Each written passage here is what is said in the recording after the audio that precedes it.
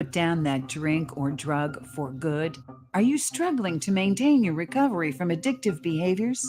Do you need help with a family member or loved one who's in early recovery or battling addiction? Get the help and guidance you need by arranging a recovery recharged phone session with me, Ellen Stewart, Pushy Broad from the Bronx, certified life and recovery coach.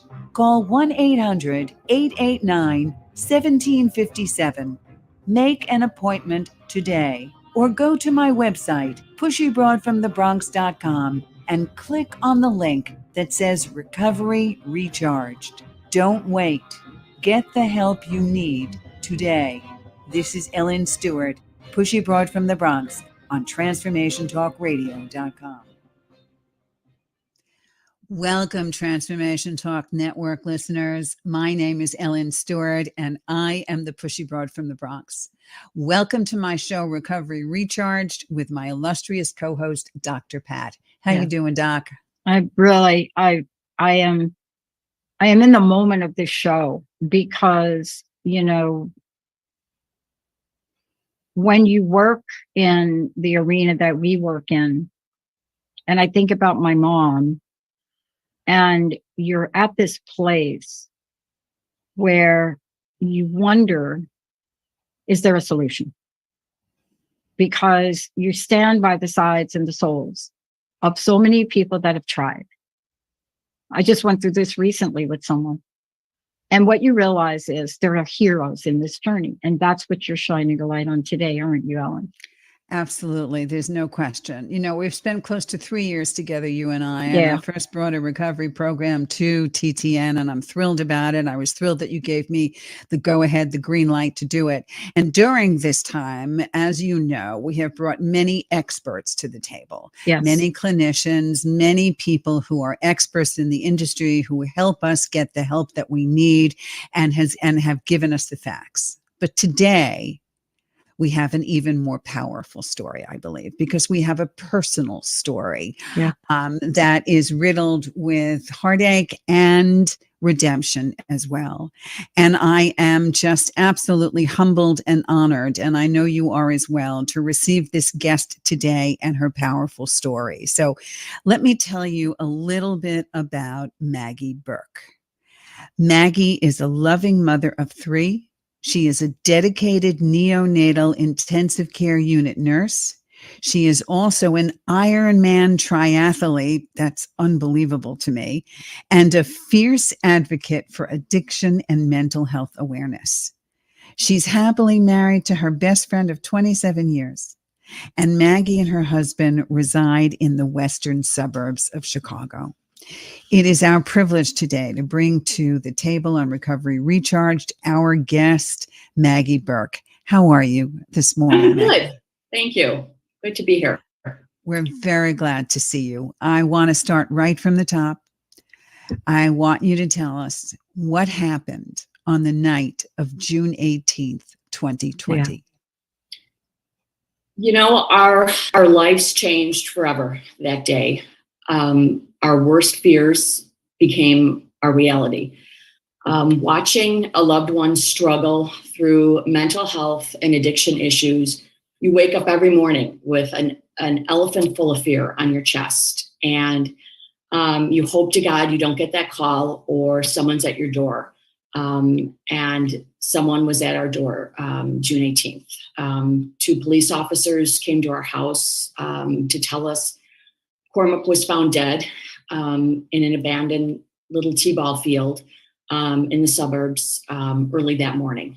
I'm usually not lost for words, and I will tell you I shake as I describe this. I can't even put words to sitting through those discussions and those police officers in front of me.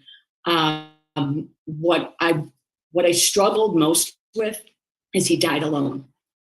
And so much love, so many resources, and no one, no matter what their choices are, deserve to die like that. Tell us about your son. How old was he, and what were his current struggles leading up to that point? He was 22. He had just turned 22 in April. Cormac was very complex emotionally. He had a lot of emotional struggles through anxiety, depression. He was a victim of an assault, a very violent sexual assault at 14 years of age, which profoundly affected him moving forward. And he turned to drugs to self-medicate. And he struggled on so many levels through the anxiety, the depression, self-image, shame, PTSD. You never knew what was the driving force, at different times in his journey. He was a true fighter.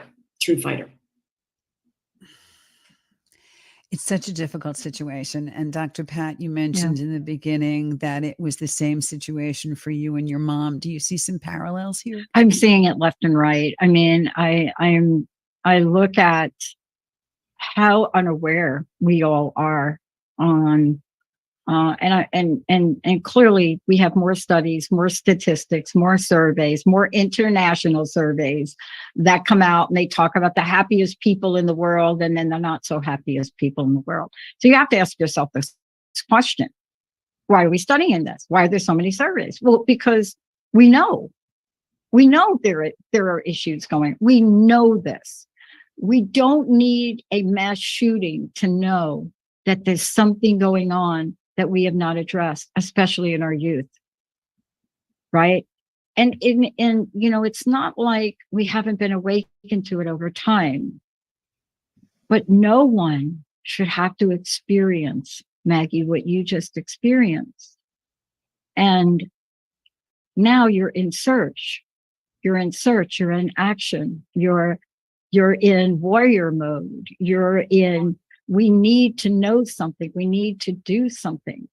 We need to understand the purpose for our pain, because I do believe that. I think the purpose for the pain of losing my mom, and then just burying all the rest of my family, drug, alcohol, oh my gosh. I mean, but for what? What am I going to do with it? Isn't that why we're having this chat today? Because this is really a call to action, Maggie, isn't it? And you're really setting the stage for that.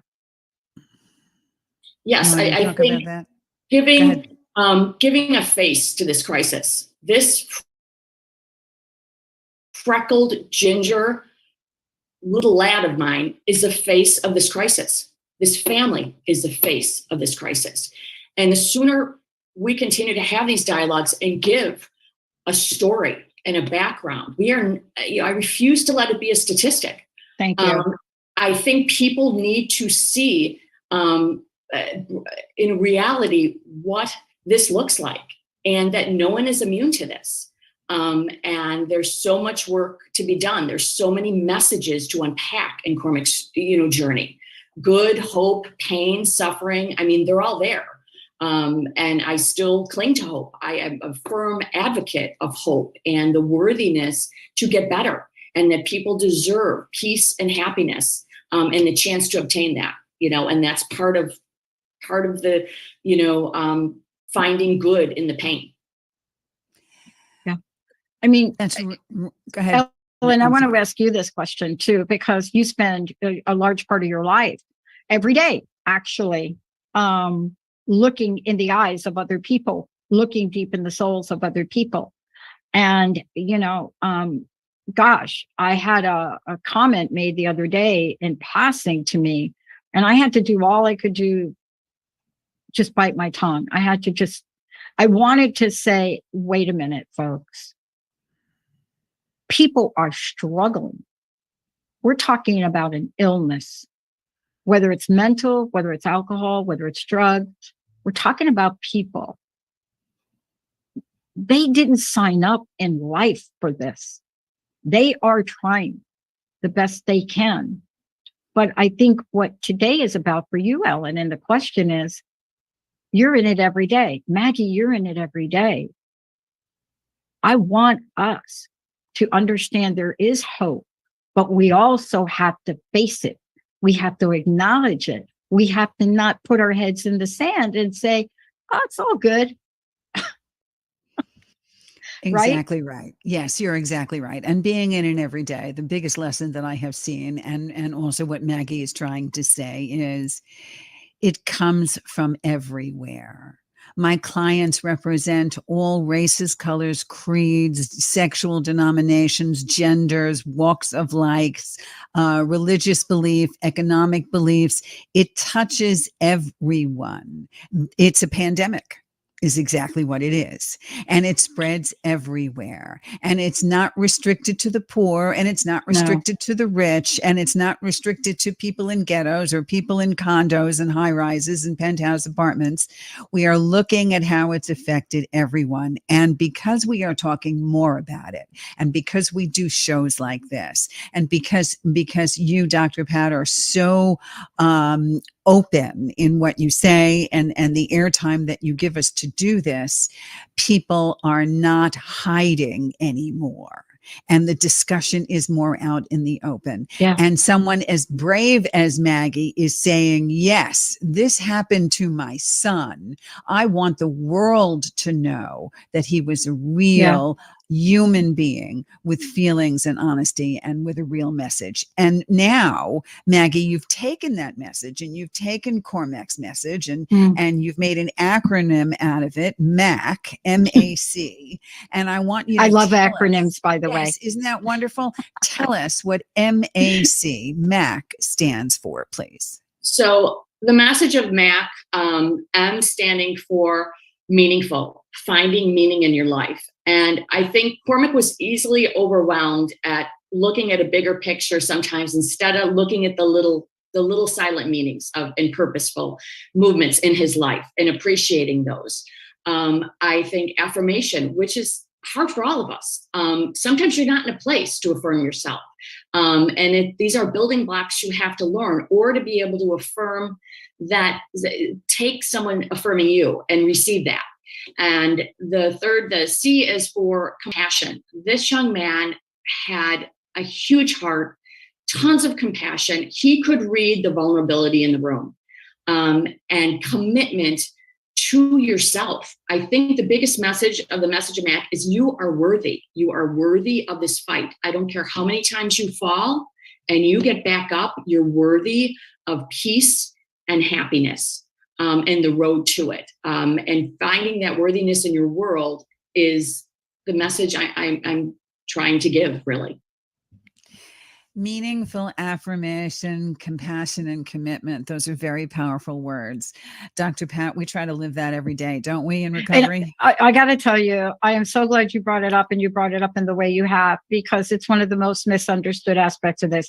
My mom, who took her own life, the language we use in the esoteric realm is she was an empath. I'm an empath. People don't believe that I'm an empath. But I am. I could read the energy in a room in a hot minute. And learning what to do with the energy in the room. You have an unhappy client. You have an unhappy relative. Somebody cuts you off. I mean, I play a sport. And one of my partners in this upcoming championship, every point that he misses, it's like a big thing. And I'm going to talk to him today. I'm going to be like, dude, it's not cancer. We're not going to die from the ball. But you see, we learned that because the three of us are here for a reason. This has not been an easy road for me. I am not perfect. You may call me Dr. Pat, but I'm telling you, every day of my life, I strive to understanding the psyche of depression and anxiety that stemmed in my family, and that the women I work with, and my goodness, the hardest thing I've done recently, Maggie, is this. And this is what's important for the message. We have to recognize the disease. And I'm not just talking about alcohol and drugs, because there's something underneath it. Like there was something underneath that for my mom. My dad gave her the prescription, and then she would top it off with alcohol. Because why?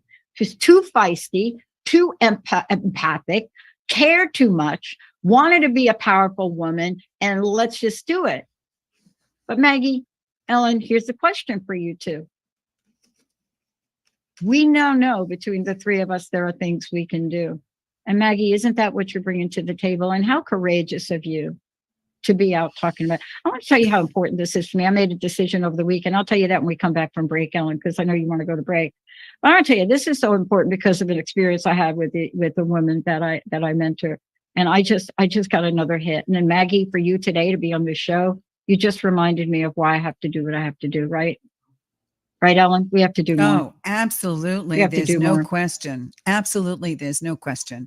And Maggie, we want you to give a little bit more background because we know he's your son and we certainly know what happened on that day, but we want to have people also understand that it was not, it's important for them to understand that it was not something that was deliberately happening. All right. He wasn't looking to take his life. And I really do think that's important for people to understand. Yep. So let's just talk about that for a moment because you're willing to share, and also a little bit about what led up to that situation in your estimation, the kind of things that were going on in his head and what was happening when he accidentally overdosed, which is what you're telling us. Is that correct? Correct. All right. So let's talk about that a little more.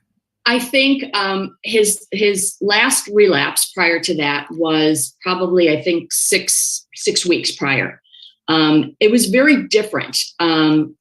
He was very angry and he was somewhat resistive to the resources that were being put in front of him. I felt that relapse very differently than I felt the others. And he went into treatment and he struggled, I think, to find his path moving forward and kind of pushing away, just kind of looking for the automatic reset. And I said to him, you can't keep just picking up and resetting. You have to walk this back and process and, move forward with support. And he was pushing away all the support. And I remember Kevin and I looking at each other, and he decided not to go back to a recovery house where he would have gotten the best support, and get an apartment on his own. And God love him, I think he thought he's got this, or there's a different way, or this is a kid who's battled since 14. I mean, when you think 14 to 22, and he keeps perceiving nothing's working for him in his mindset. And I think he looked, he got his apartment on Monday. He was dead on Thursday. I wish I knew where his mind was at. I think it was in a place of tremendous pain. I think he looked to numb his pain, and it was lethal. This was not the first time. His Cormac's relapses were very destructive and lethal. Almost lethal, I should say. So I think, he just was not in a good place and kind of isolating himself to the help of others, which would have been, so important to him at the time. The most amazing thing, and the thing that I always glean from this is, and when I see all of my clients, everybody that is suffering from this disease, many, many, many of us come from very caring, loving families and caring, loving parents. And you mentioned you and your husband were acutely aware that something was going on. You were not in the dark. So this is a message to all of the families out there that are aware and that understand that there is something going on, that sometimes these things are beyond our control. Is that right, Maggie? Yes. I remember Kevin and I having this discussion, and he just kept saying, all this love, all this support. And I said, it's bigger than that. This was bigger than us. We threw everything but the kitchen sink for 9 years. We had periods where he had traction and he was in a good place and he thrived. And then we had periods where he went down a rabbit hole. It was not for lack. This was 9 years of unconditional love for this child. And he knew that. I know he in his heart knew that, whether he was angry or we were angry, there was always love. And there was always support and resources put towards this. Well, certainly you have taken this unfortunate event and really passed the message on in ways that are helping others. Mm-hmm. So, how does Cormac's journey and his story help for you to break of addiction and mental health? What are you doing in your community to change the message? I think opening the dialogue, making people aware that, and Cormac, when he was in a good place, he spoke to many groups, and you could hear a pin drop in that when he spoke. He touched so many lives by public. Justin, his therapist, had him speaking multiple times at his treatment center. He spoke at his high school, at his college, and I'm just continuing where he left off in his voice, and that I'm an ordinary person, but I struggle with things. I think bringing it down to such a relatable level, and he wore his vulnerability. And so people were very attracted and felt comfortable in sharing with him their journeys and their stories.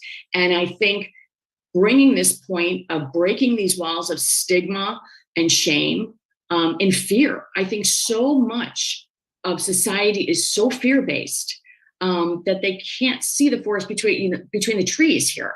And just trying to break down that fear of this, this is a global problem. This is everywhere. Yes, it is.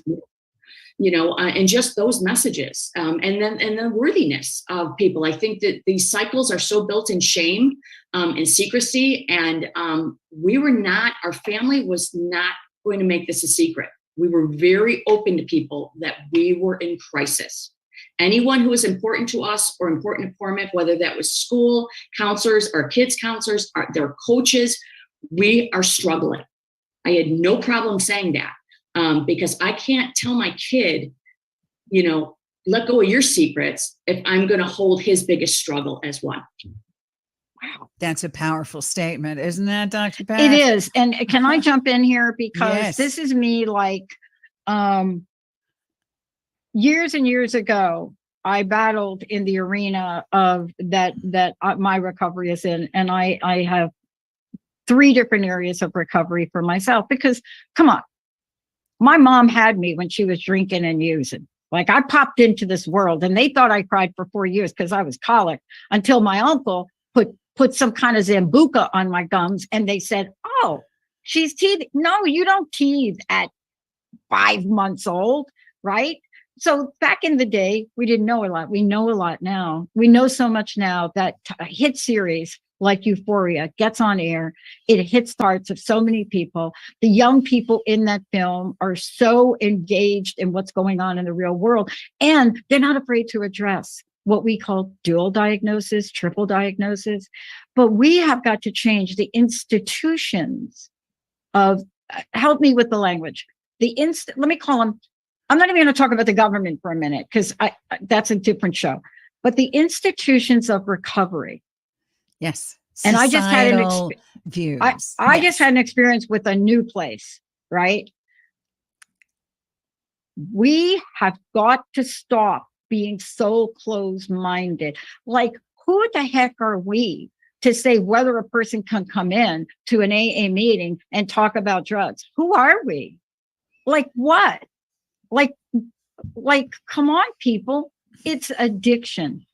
But I got to get back to something you said, Maggie. Because you see, there are those of us that are empaths, right, Ellen? Yes. And we're great listeners, but it's hard sometimes to listen and not take that on. And then it's even harder for us as empaths to open ourselves up and share it. If we can master that, we can help save lives. But you coming on the show and talking about this, and I must say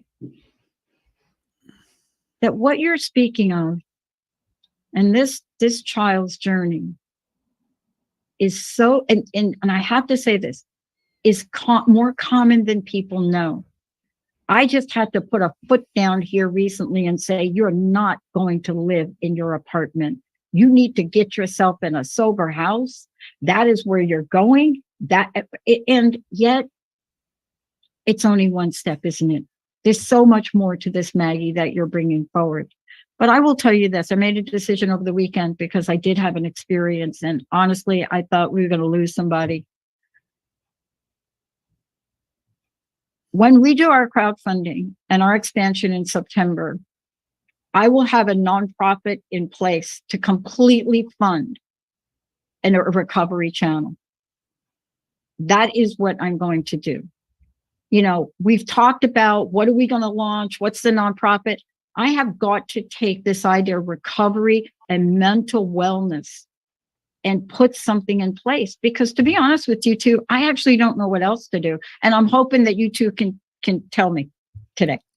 I don't know what else to do but this. You see what I mean? Because it's in my wheelhouse. But Maggie, you know what to tell us to do, don't you? We're going to talk about that, aren't we, Ellen? We absolutely are, because she's really made great strides in moving forward and really adhering to meaningful affirmation and compassion and commitment, which is really important. And to lift the stigma so that we don't associate this as being a dirty disease or something that's contagious or something that has to be whispered in hush-hush fashion. I mean, so when we come back from break, we're going to talk a little bit more about Maggie's wonderful son. And we're also going to talk about how mothers and fathers can take a look at things and really move forward and try to help their loved ones. Okay, let's do that when we come back. Yeah, let's take a short break. We'll be right back. All clear.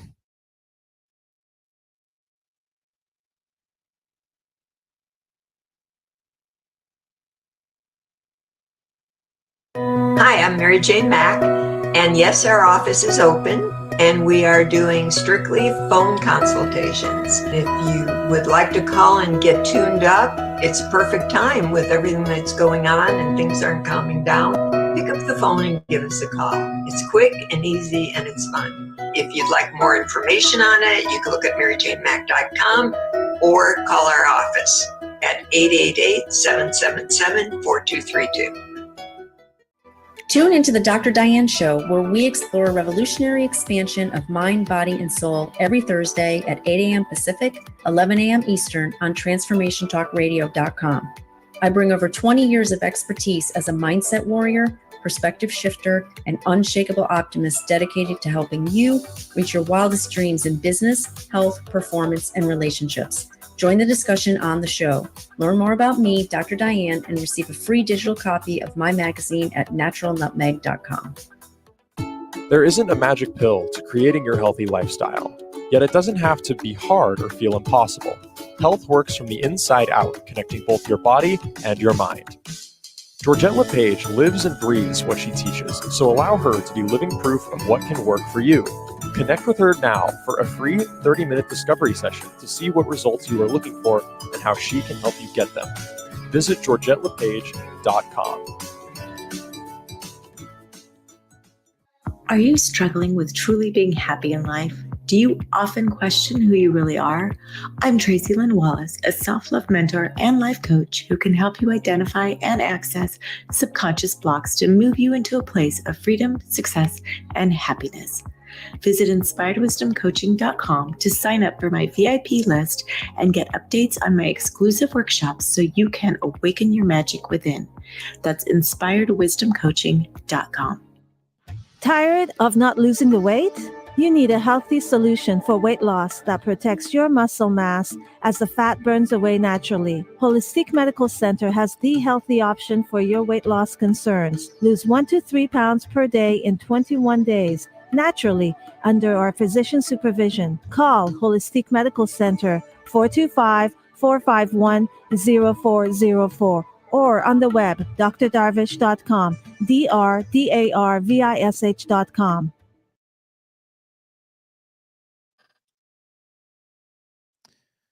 And we got to come back here, Pat and ladies. All right, stand by.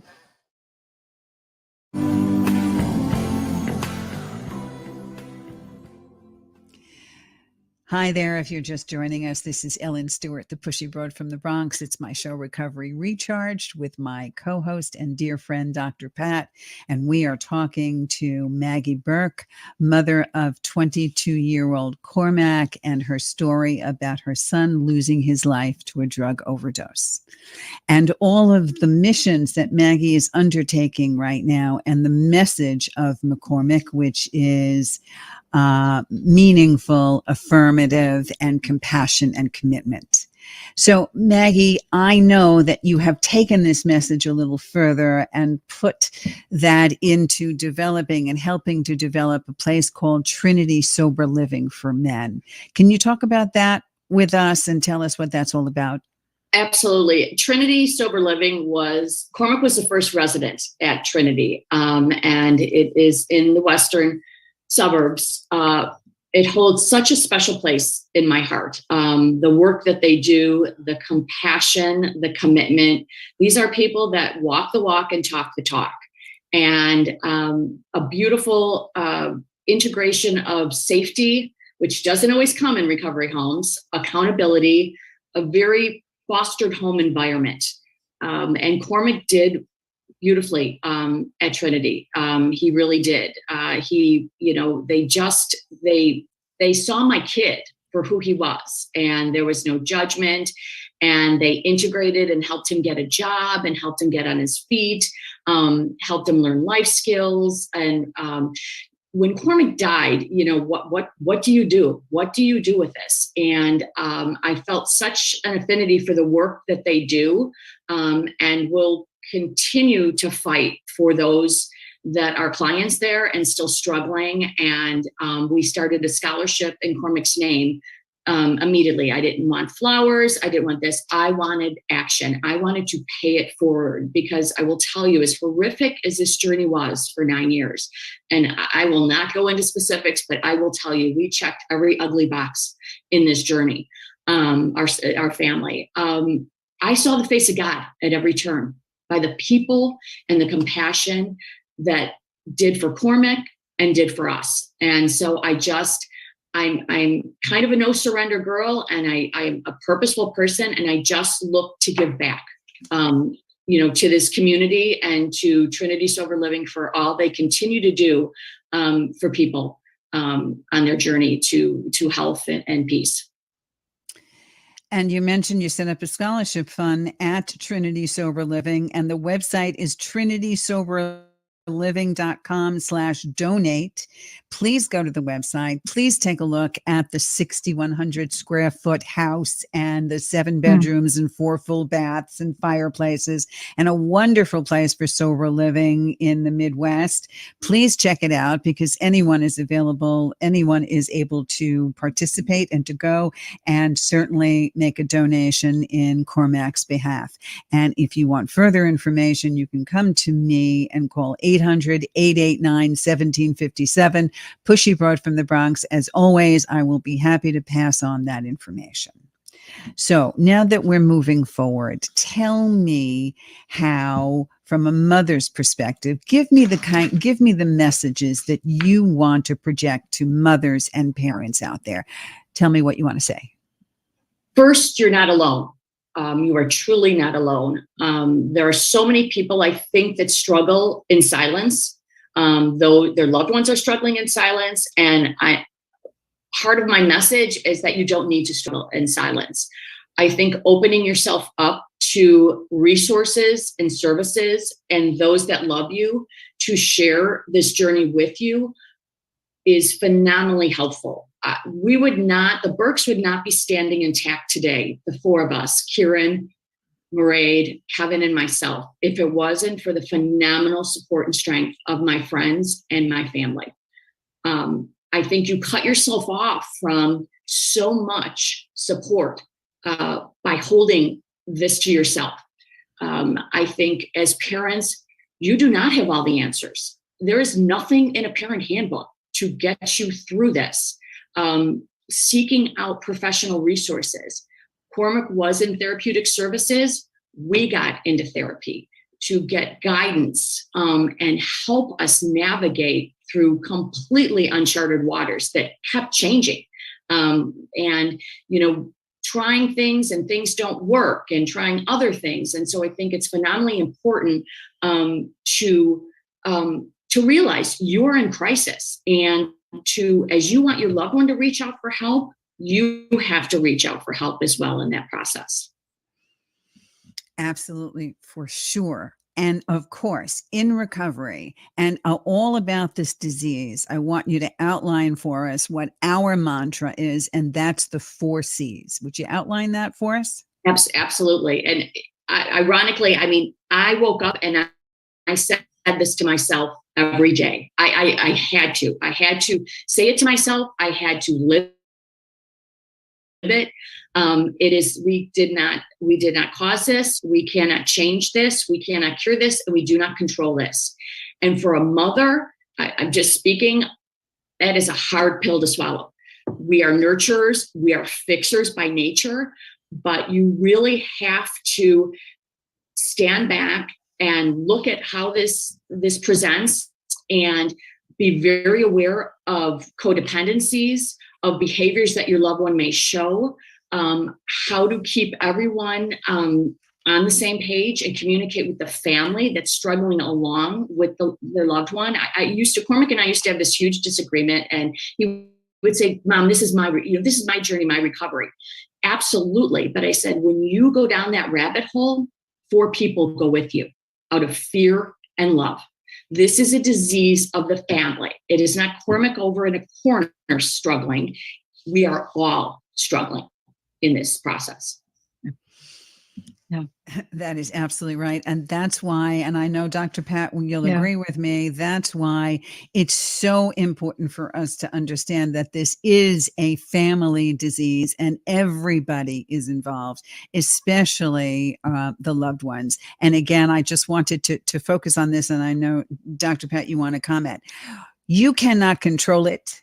You cannot change it. You did not cause it, and you cannot cure it. We cannot say that enough. That is like the 4 commandments in a recovery situation. And Dr. Pat, that's sometimes what you have to say to yourself when you're an empath, right? Yeah. Those words. Yeah.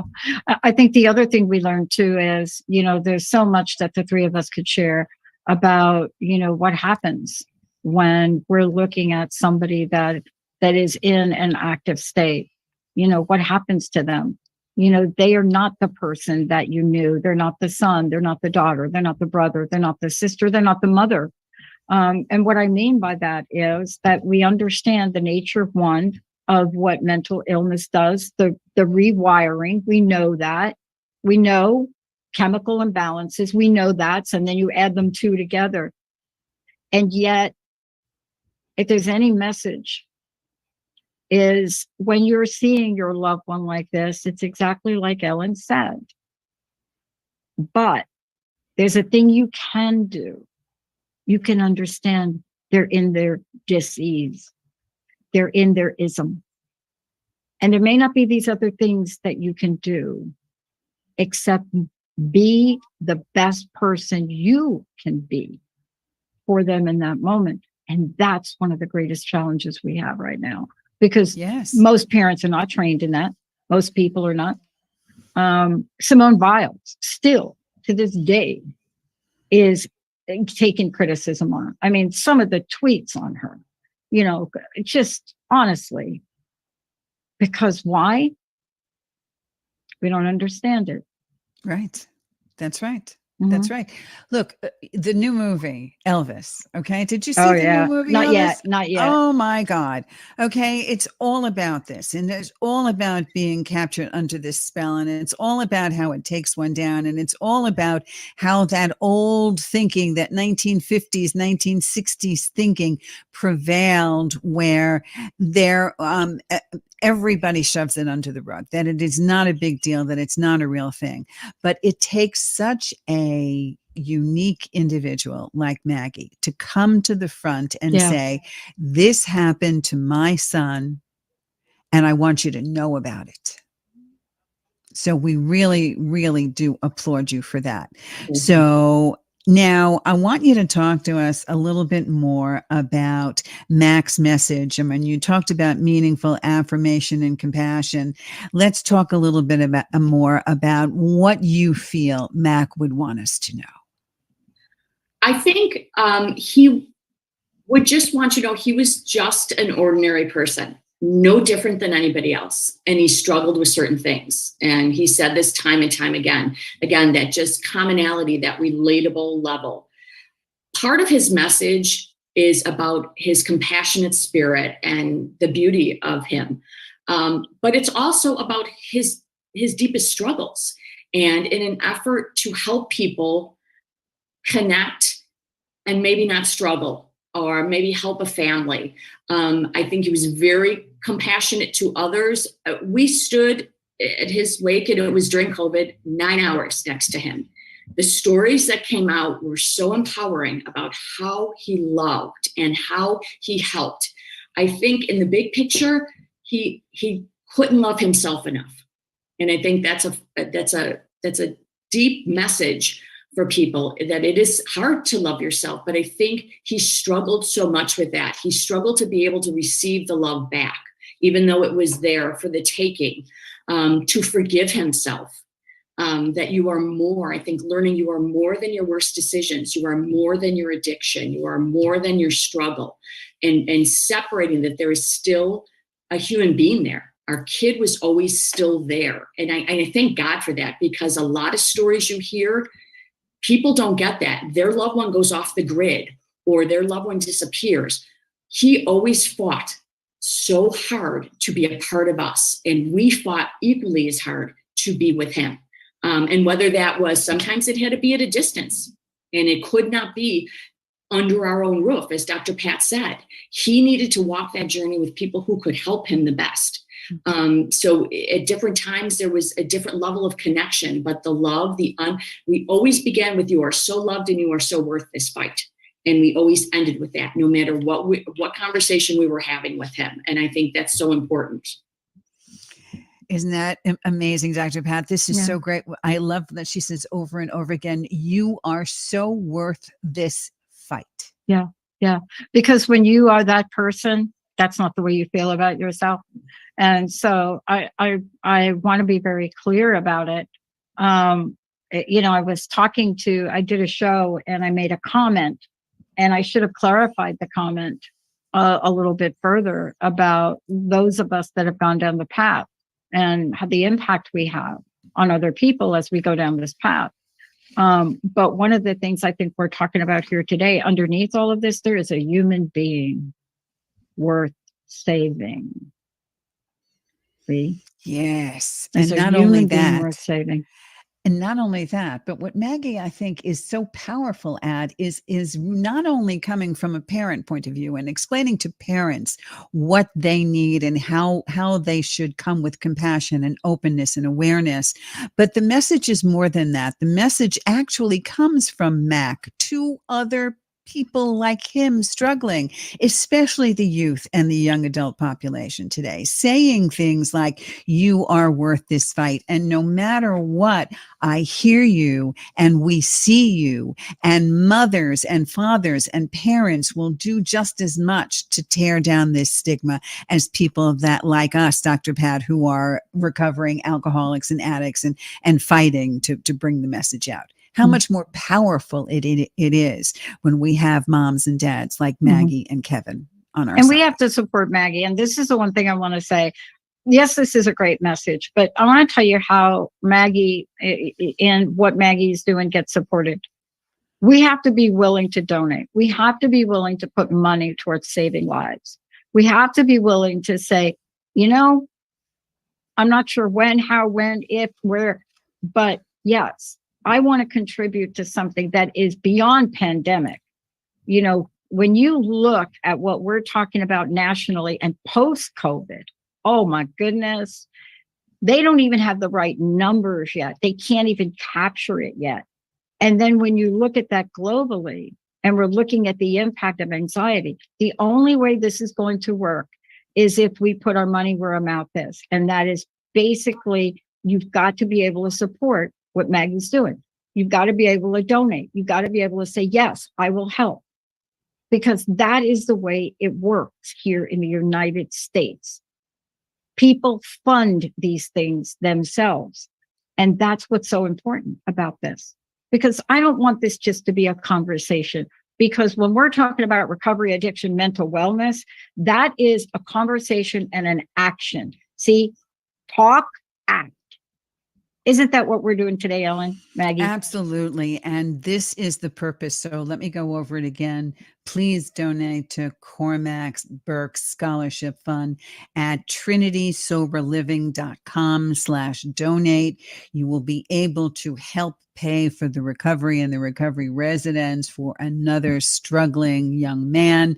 And this is part of what we need to do to get one more person in recovery. trinitysoberliving.com/donate, or come and call me, Pushy Broad from the Bronx, 800-889-1757 if you're in the States. If you are down under, then please go to my website, pushybroadfromthebronx.com. Send me an email, shoot me a message, and I will get you information for Trinity Sober Living. Mm-hmm. So that's I also think it's very important in the messaging and the narrative of all this for people to realize these are relentless diseases. Yes. Diseases. And they are fought courageously and battled, but these diseases are unforgiving if they go unchecked. And the stakes are so high. And people have no idea the amount of courage that it takes for people to wake up every single day and battle on a daily basis, on sometimes an hourly basis or a minute basis.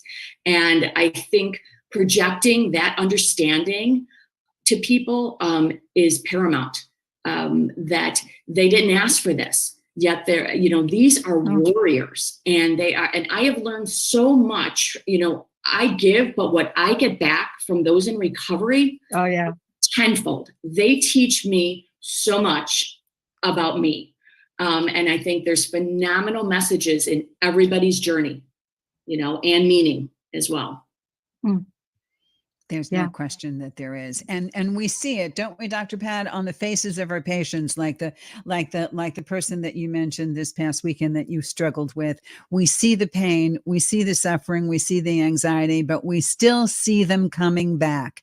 They sit in front of me on a weekly basis, sometimes on a daily basis, and they never give up. And just because it is not a diagnosable disease that will show up on an X-ray or an MRI, does not mean that it is not as insidious and dangerous as something that one can plainly see with an X-ray. Correct? And and let's talk about this last thing too, if we could. And I think it's important, Maggie. I think you mentioned it, Ellen.